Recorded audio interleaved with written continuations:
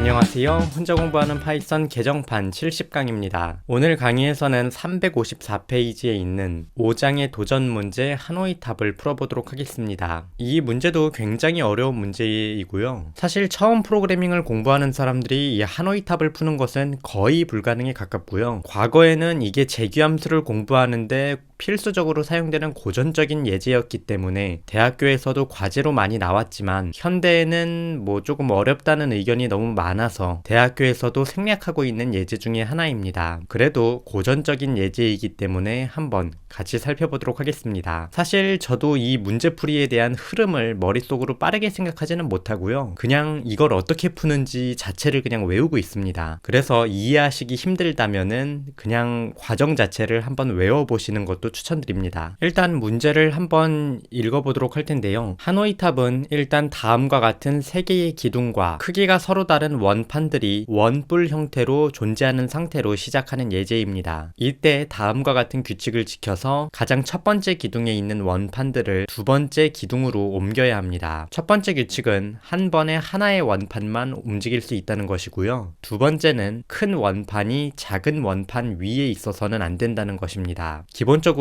이 하노이 탑 알고리즘은 원판의 개수가 n개일 때 2의 n제곱 마이너스 1회만큼 원판으로 움직여야 모두 움직일 수 있다고 알려져 있습니다. 구글에서 하노이 탑 게임이라고 검색을 해보시면 이 하노이 탑을 플래시 게임처럼 만들어 놓은 여러 게임들을 확인할 수 있는데요. 이 중에서 하나로 이 하노이 탑이 대충 어떤 게임인지 살펴보도록 하겠습니다. 일단 방금 언급했던 것처럼 3개의 기둥이 있고 가장 첫 번째 기둥에 원판들이 꼽혀 있습니다. 이때 이 원판들은 반드시 아래쪽이 크고 위쪽이 작은 형태로 배치가 돼야 됩니다. 이것이 역전되는 형태로는 배치할 수 없다는 것입니다. 그럼 하노이 탑을 푸는 기본적인 방법에 대해서 살펴보도록 하겠는데요. 원판이 2개일 경우를 기준으로 일단 생각해 보도록 하겠습니다. 원판이 2개라면 1번 그림에 있는 것처럼 배치가 될 텐데요. 작은 원판을 세 번째 기둥으로 옮기고 큰 원판을 두 번째 기둥으로 옮긴 뒤 세 번째 기둥에 있었던 작은 원판을 두 번째 위치로 옮기기만 하면 하노이 탑이 완료가 됩니다.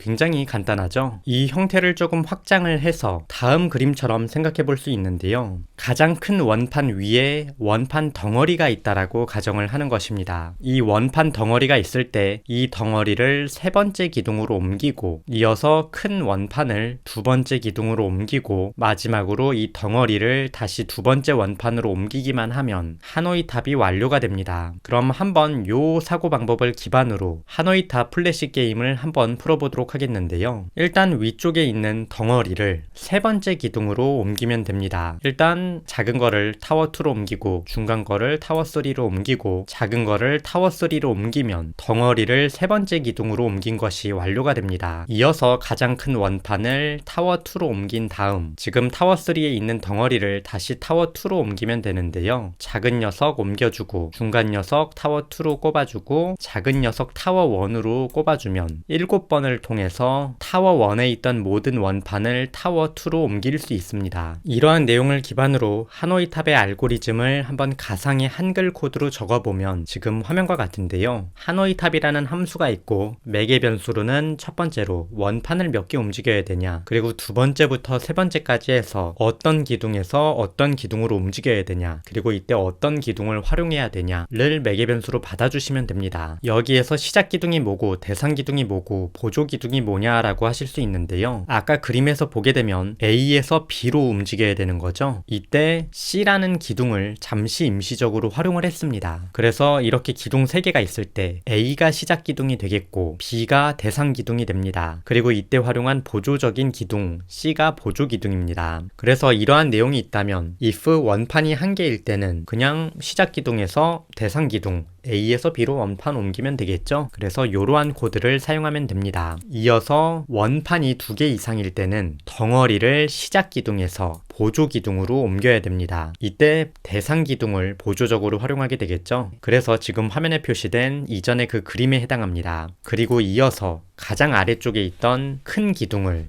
시작 기둥에서 대상 기둥으로 옮겨주면 되겠고요. 그리고 마지막으로 보조 기둥에 빼놨던 덩어리를 다시 대상 기둥으로 옮겨주는 지금 화면에 해당하는 부분이 요 마지막 줄이 됩니다. 그래서 사실 알고리즘 자체를 여기까지 보면 어느 정도 구현을 할 수 있게 됩니다. 그래서 하노이 탑에 대한 간단한 설명을 해보았고요. 이때 우리가 어떠한 문제를 풀어야 되는지 이제 문제를 살펴보도록 하겠습니다. 원판의 개수를 입력하면 원판을 어떻게 움직여야 되는지 출력하는 프로그램을 만들어 보라고 합니다. 그러면 알고리즘을 곧바로 구현해 보도록 하겠는데요. 일단 사용자로부터 원판의 개수를 입력하세요 라고 출력을 해서 원판의 개수를 입력받아야 할 것입니다. 인풋 함수로 입력을 받으면 되겠고, 이 녀석을 곧바로 int 함수로 변경을 한 뒤 원판 개수라는 변수에 넣어 보도록 하겠습니다. 이어서 하노이 탑이라는 이름의 함수를 호출해서 저 원판의 개수만큼을 시작 기둥 A에서 대상 기둥 B로 보조 기둥 C를 활용해서 움직여라 라는 형태로 코드를 작성하면 최종적으로 움직이는 방법을 만들어서 출력하면 됩니다. 그러면 이제 하노이 탑이라는 이름의 함수를 만들어 보도록 하겠는데요. 첫 번째 매개 변수로 원판 개수를 받고, 두 번째 매개 변수로 시작 기둥, 이어서 대상 기둥, 보조 기둥을 이렇게 입력받으면 될 것입니다. 그리고 if 원판 개수가 하나일 때는 프린트 함수를 활용해서 시작 기둥에서 대상 기둥으로 움직여라 라는 형태로 코드를 작성하면 될 것입니다.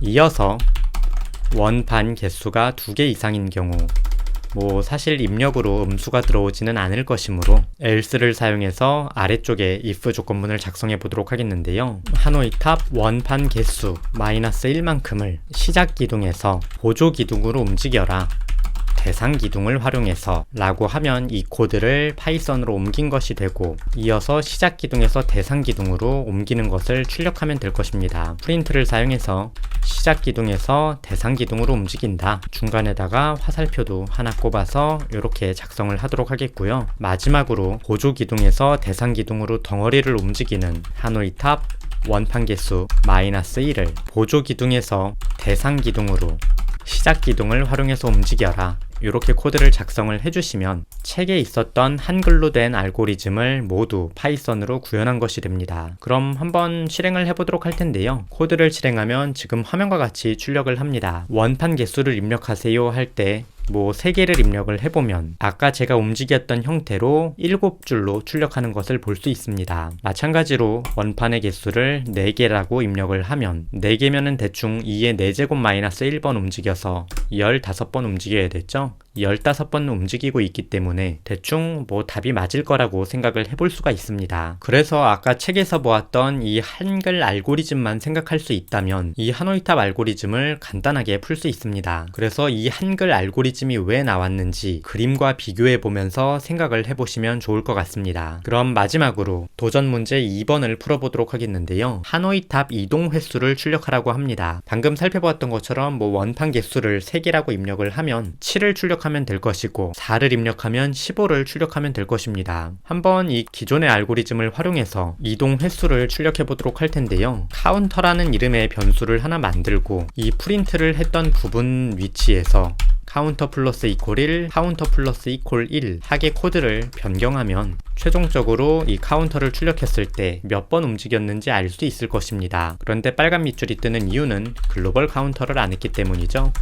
그래서 이렇게 코드를 변경을 하고 실행하면 3을 입력했을 때 7을 출력할 것이고, 4를 입력했을 때 15를 출력할 것이고, 20을 입력을 했을 때 148,575를 출력해서 책과 같은 결과가 나오는 것을 볼 수 있습니다. 근데 사실 이전에 언급했던 것처럼 원판의 개수가 n번일 때 2의 n제곱 마이너스 1번 움직이게 됩니다. 그래서 단순하게 횟수를 출력하라 그러면 그냥 이 코드 다 필요 없이 원판의 개수를 입력받은 뒤 2의 원판 개수 제곱하고 여기다가 -1에서 출력을 하시면 됩니다. 그래서 코드를 이렇게 작성을 하면 원판 개수를 20개 입력했을 때 이전보다 훨씬 빠른 속도로 148,575를 출력하는 것을 볼 수 있습니다. 참고적으로 지금 이 이동 횟수를 출력하는 코드를 알고리즘 대회에서 만약에 이렇게 작성을 하셨다면 이렇게 2의 원판 개수 제곱 -1한 사람한테 무조건 지게 되어 있습니다. 실행 속도로 순위를 판가름하는데 이 실행 속도가 당연히 느릴 수밖에 없기 때문입니다. 그러면 이런 수학적 공식을 내가 어떻게 아냐 라고 할 수 있는데요. 하노이 탑 아까 움직이는 게임을 원판 개수 1개일 때, 원판 개수 2개일 때, 원판 개수 3개일 때 4개일 때, 5개 정도일 때를 직접 풀어보시게 되면 여기에서 규칙성 같은 게 보이게 됩니다. 원판 개수가 1개일 때는 1번 움직이고, 2개일 때는 3번 움직이고, 3개일 땐 7번 움직이고, 4개일 때는 15번 움직이고, 5개일 때는 31번 움직인다 같은 숫자가 나오게 될 텐데요. 이 숫자에서 우리가 규칙성을 찾아낼 수 있어야 합니다. 대충 뭔가 2, 4, 8, 16, 32에서 딱 1을 빼면 이 값이 나오는 거 아니냐 라고 이런 규칙성을 찾는 문제들이 굉장히 많이 나옵니다.